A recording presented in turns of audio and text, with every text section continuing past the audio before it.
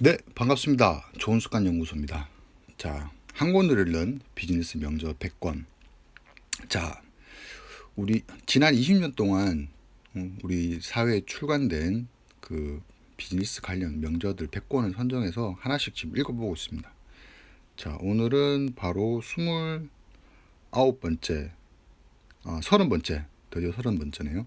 모두 거짓말을 한다. 읽어보도록 하겠습니다. 자, 부제가 구글 트렌드로 밝혀낸 충격적인 인간의 욕망이라고 합니다.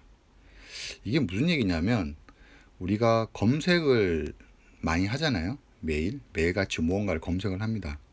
근데 이 검색창 앞에서 우리 인간은 되게 본능적인 것들, 인간의 어떤 그런 내재된 욕망들, 겉으로 드러나지 않은 여러 가지 것들, 이런 것들을 알게 모르게 검색을 많이 한다는 거죠.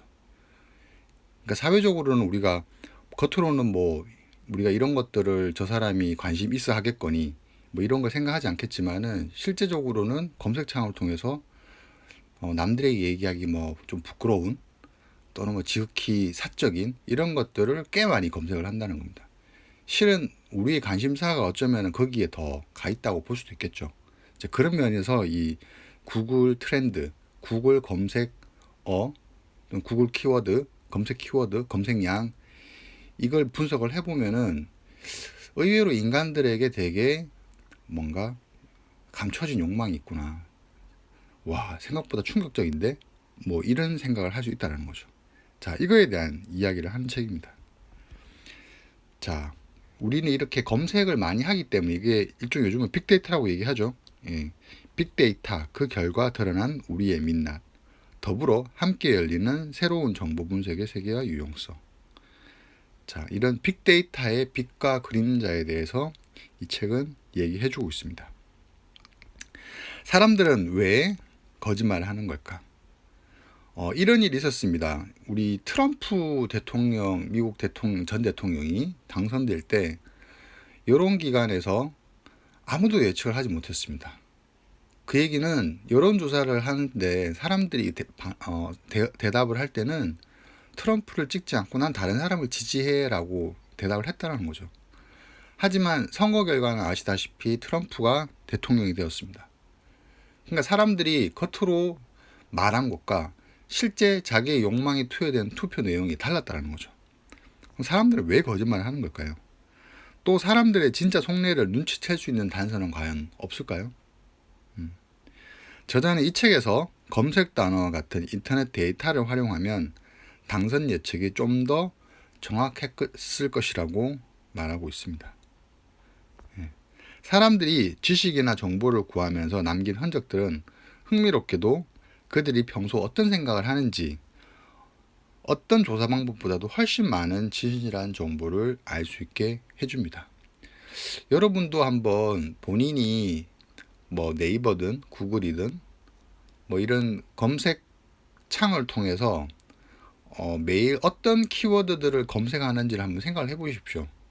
그 중에서 내가 하는 일과 관련된, 그래서 뭐 남들한테 얘기해도 전혀 부끄럽지 않은 그런 검색량과 그렇지 않고 뭔가 나의 아주 사적인 취미라든가 남들한테 얘기하기에는 조금 뭐 부끄러운 것들이라든가 또는 뭐 일과 관련되지 않은 일과 시간에 뭐 쇼핑 키워드를 검색을 한다거나 취미와 관련된 걸 검색한다거나 이런 것들을 한번 생각을 해본다면 우리가 의외로 검색창을 통해서 뭔가 여기 얘기했던 것처럼 그 평소에 잘 드러나지 않은 내 모습을 확인할 수가 있는 겁니다. 그래서 이런 어떻게 보면 날것의 그것, 뭔가 한 번 더 사람들에 의해서 사람들의 생각이라는 것에 의해서 필터링되지 않은 날것의 어떤 빅데이터는 인류에 대한 이해의 폭을 크게 확정시켜주는 그런 계기를 만들어 주었다고 할 수 있습니다. 자, 우리는 왜 그러면은 이렇게 뭔가 거짓말을 할까요? 책에서는 이렇게 얘기합니다. 그 이유는 우리 모두는 멋지고 좋은 사람으로 보여주고 싶은 욕망, 일종의 사회적으로 바람직한 편향을 가지고 있다는 거죠. 예. 사람들은 근데 이제 인터넷 검색창 앞에서는 달라진다는 거죠. 사람들은 자신에게 필요한 지식이나 정보를 구하기 위해 혼자 조용히 자발적으로 검색어를 통해 자신들의 진짜 관심과 욕구, 속마음을 드러낸다. 자, 이거를 이 책에서는 데이터의 익명성의 바다에서 나온 디지털 자백약이라고 그렇게 표현을 합니다. 우리는 이 디지털 자백약을 통해서 뭔가 진실을 드러내고 있는 거죠. 그걸 사람들은 모르지만 키워드를 관리하고 있는 구글은 알고 있는 거죠. 그래서 실제로 우리가 이런 데이터 분석들을 해보면은 빅데이터가 보여준 진짜 인간의 모습이 되게 정말 생각 밖의 것들이 많다고 합니다.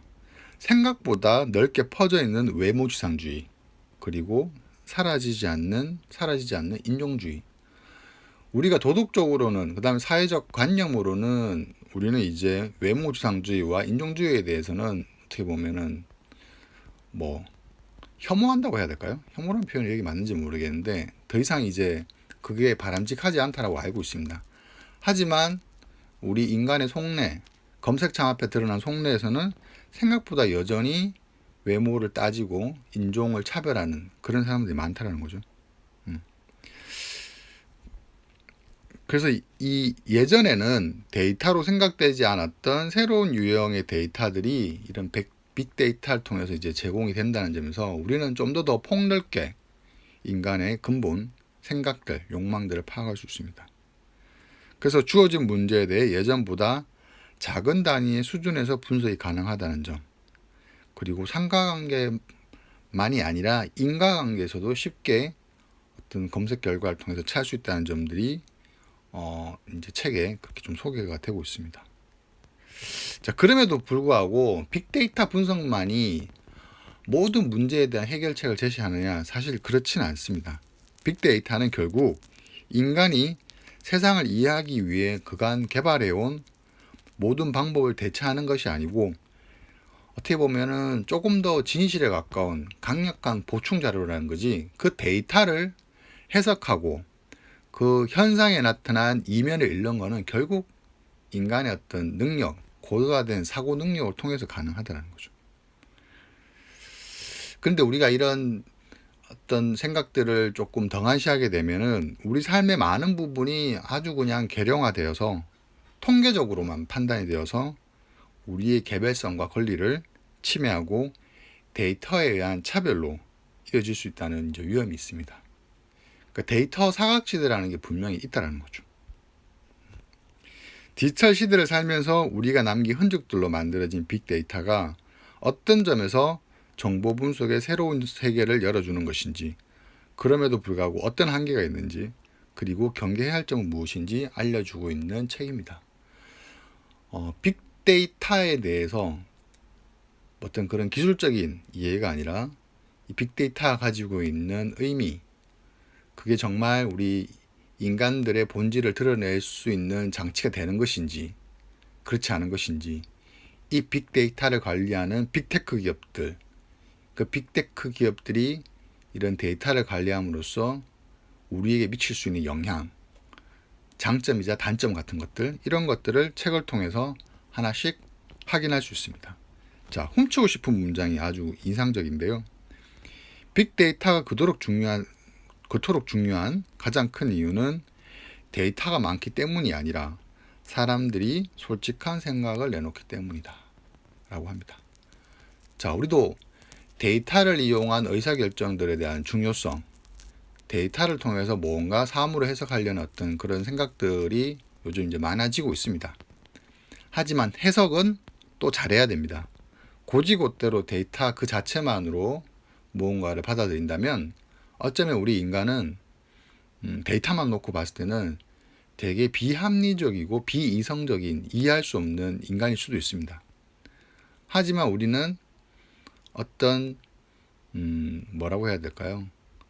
그런 어떤 우리의 본능을 억누를 수 있는 이성이라는 게 있죠. 예. 저는 이 이성이라는 게 결국 우리가 얘기하는 합리적인 견해라고 생각합니다.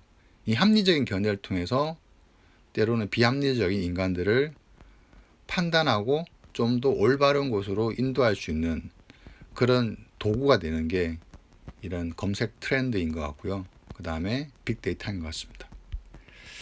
자, 함께 읽으면 좋은 책, 신호와 소음. 이것도 되게 유명한 책이죠. 예.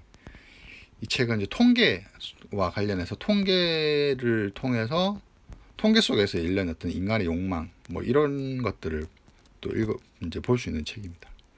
자, 오늘 읽은 책은